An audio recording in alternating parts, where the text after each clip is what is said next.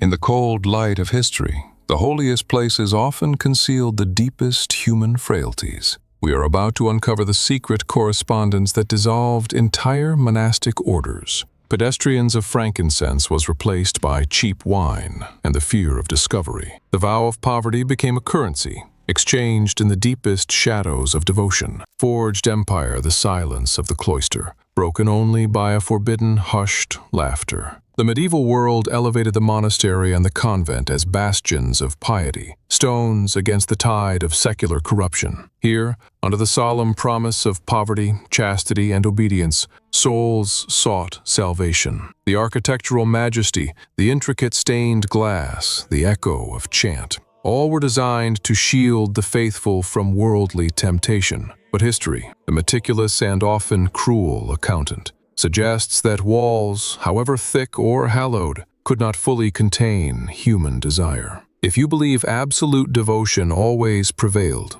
prepare for the historical records to unsettle that conviction. Across Europe, from the damp cloisters of Britain to the sun-drenched courtyards of Italy, the narrative of sanctity began, in alarming instances, to fracture. Jamaica was clear: a disciplined life, a rigorous schedule, a removal from the distractions of the flesh. You are witnessing, through preserved documents, the failure of this sacred isolation. Imagine the severe atmosphere, the cold stone floors, the hours of silent contemplation, the coarse wool habit. Yet, within this deliberate austerity, boredom and suppressed human instinct began to germinate into something forbidden. This descent was rarely sudden. It was a slow, quiet corrosion, often starting with a whispered conversation or a window left carelessly ajar to the outside world. Our journey begins in Great Britain, where one specific house, Littlemore Abbey, became synonymous with this tragic breach of trust. Built in the 12th century, it initially struggled with structural instability, a physical fragility that perhaps mirrored the spiritual decay that would later engulf it. Records show that initial fears focused on the roof collapsing, a physical danger. But as decades passed, the internal threats proved far more devastating than any falling beam. What came next changed everything for the local diocese. By the 15th century, the silence of Littlemore was replaced by unsettling rumors that spread like smoke across the adjoining villages. The consecrated ground, intended for quiet prayer, was allegedly repurposed. Accounts speak of travelers and knights, not just seeking spiritual rest, but something far more immediate and transactional. The vow of poverty, meant to elevate the spirit, morphed into a perverse form of commerce, demanding astonishingly high rates for services rendered under the veil of night. The abbey's troubles intensified under a pattern of escalating violation. Theft and outright violation of dignity became tragically frequent. Young men, it is claimed, were allegedly lured into the cells, the very places designated for penance, for what were described in some letters as uncontrolled revels. Furthermore, the supposed beneficiaries often left not only spiritually burdened but materially depleted, money and valuables disappearing into the abbey's shadows. The thirst for forbidden indulgence quickly depleted the church's stores. The sacred wine reserved for the Eucharist was consumed in excess. This desperate need led to a deeper desecration, the documented sale of church vestments and sacred vessels to fund the escalating consumption of secular drink. This wasn't just a scandal, it was the documented physical dismantling of the consecrated space for base survival and pleasure. The reign of Prioress Catherine Wells marked the nadir of this decline. Her governance was characterized by sheer cruelty and profound moral collapse. Records detail severe suffering inflicted upon the resident sisters, starvation, humiliation, and violations of dignity so profound they defy belief. In a desperate bid for sustenance, some sisters were compelled into exploitative situations simply to acquire food. Meanwhile, the prioress herself lived openly with a local priest, bearing his child, a stark, physical symbol of the broken vows. Those sisters who secured her protection were afforded similar license, cohabiting without concealment. If this narrative unsettles you, you are right to feel the weight of this historical contradiction. It speaks to the terrifying fragility of institutional integrity when unchecked power takes hold. The breaking point arrived in 1517. The rumors grew too loud, too persistent, forcing Bishop William Atwater to dispatch Edmund Ord for inspection. Imagine Ord's arrival, the oppressive silence, the smell of neglect, the attempt by the remaining sisters to appear pious. His investigation uncovered a ruinous fiscal and moral landscape. Much of the abbey land had been illegally sold or mortgaged to the prioress's partner. Further evidence of the prioress's despotism emerged. When Ord arrived, the prioress allegedly attempted to hide her child, handing the infant off to the nuns. He also discovered that several sisters, unjustly imprisoned in stocks for minor faults, had managed a daring escape. They fled to a neighboring village and, having abandoned their vows entirely, began openly living secular lives, a clear, visible act of rebellion against the failed institution. The weight of gathered evidence, the theft, the severe suffering, the rampant violation of dignity, and the fiscal ruin was overwhelming. By order of the bishop, the convent was dissolved and closed. The prioress faced charges that essentially listed every possible transgression against her holy office. The experiment of Littlemore ended not with a solemn prayer, but with the clank of official seals and the ignominious end of an entire spiritual community. Continent, Italian convents pursued forbidden indulgence with a different style. Where Britain saw theft and financial desperation,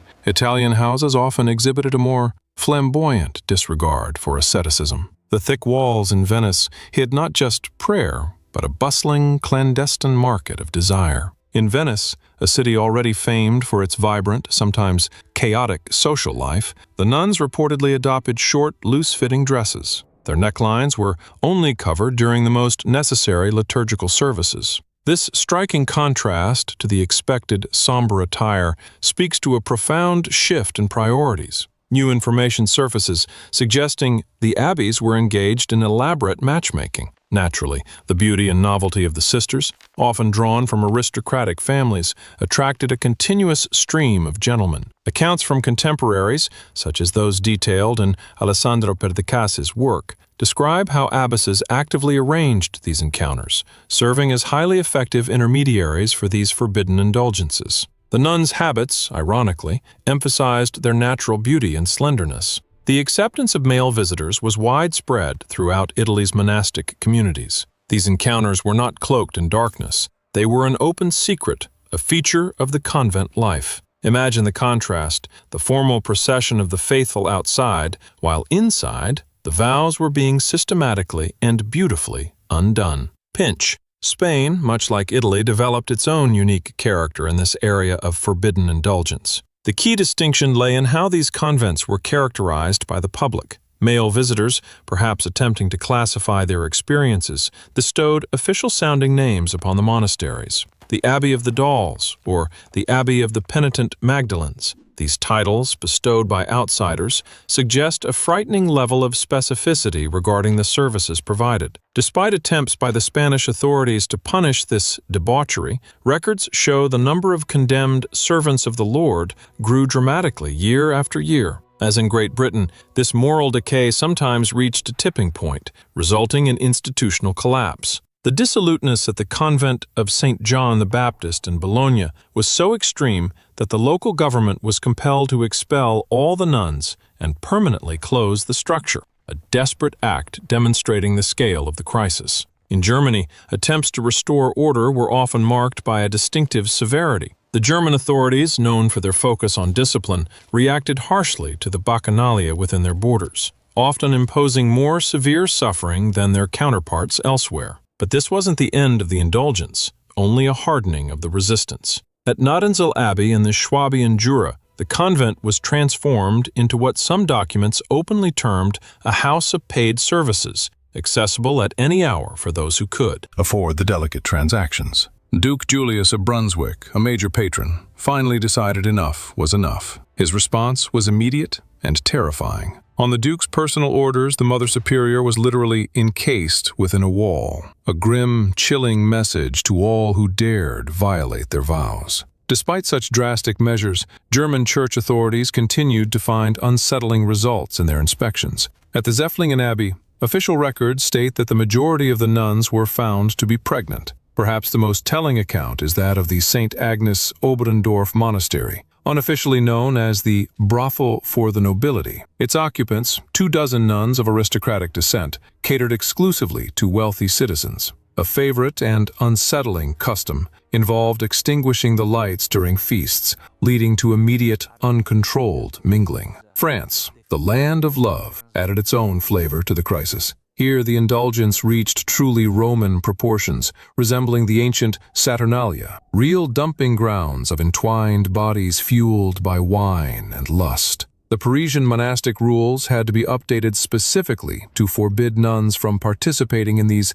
bacchanalia and orgies. The fact that this prohibition had to be reissued nearly 3 decades later indicates its utter failure. Despite official church documents referring to these orgies as worship of the phallus and insane holidays, the behavior continued. Bishop Odo, visiting Rouen in 1245, reported that nuns were still openly indulging in forbidden pleasures at celebratory feasts. A truly astonishing and historically documented case occurred in mid-14th century Avignon, France. By decree of Queen Joan, all women identified as promiscuous were rounded up and confined to a special monastery. While ostensibly a place for penance and atonement, it functioned, under the Queen's patronage, as a highly regulated house of paid services. Forging anise controlled access and assigned clients to cells, maintaining a frightening level of control over the imprisoned women. Unlike ordinary establishments, the nuns had severely limited freedom at no financial reward.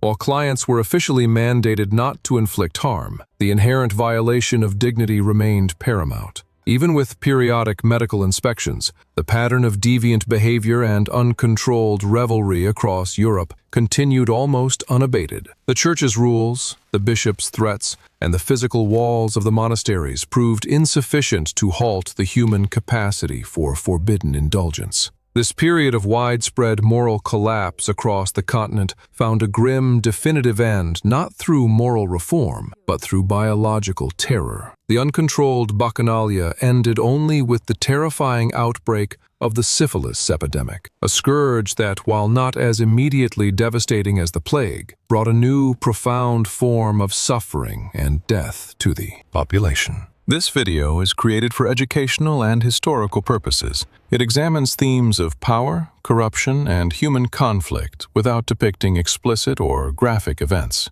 The silent testimony of historical records reminds us that the struggle between sacred duty and human desire is perhaps history's oldest, most recurring tragedy. The historical record, preserved in the dusty archives of bishops and dukes, shows us a truth far more complex than the idealized image of medieval piety. If this story made you reflect on fragility of power and the limits of human vows, stay with us for the next chapter as we walk further into history's shadows.